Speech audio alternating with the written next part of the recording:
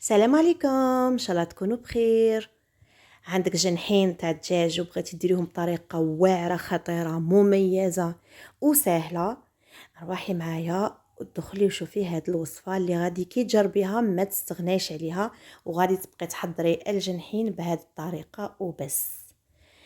ما نبطاش عليكم ورواحي نشوفوا كيفاش غادي نحضروهم.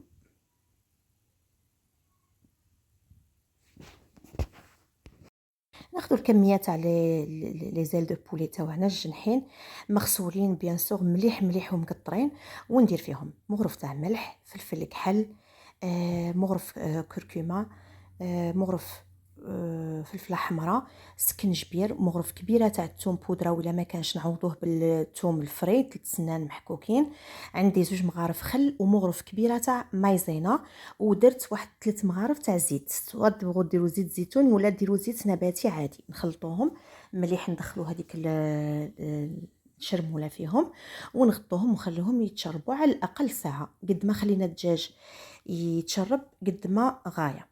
هنايا درتهم يطيبوا يتحمروا، كي تحمروا لي من جهه بديت نقلب باش نحمرهم مليح من الجهه الاخرى، وغادي نعاود نرجعهم يتحمروا ونوجدوا لاصوص تاعنا اللي هي عندي هنا قيس 2 مغارف كبار تاع كاتشوب، 3 مغارف تاع صوص صويا، 2 مغارف كبار تاع عسل الا ما كانش العسل تعوضوه من غير 2 مغارف سكر، ونخلوهم حتى لي يطبخوا كيما كيما راكم تشوفوا ونوخروهم.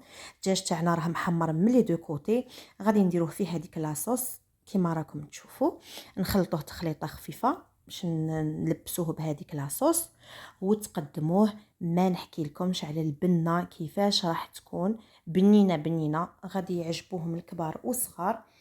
وانا خليت النص بلاصوص نص بلا لاصوص تاع الجنحين، ومن بعد راني متاكده بلي غادي يعجبوكم. هذيك لاصوص اللي كانت باقيت لي في الطنجره درتها، وشويه جلجلان محمر من الفوق، والصحه والراحه.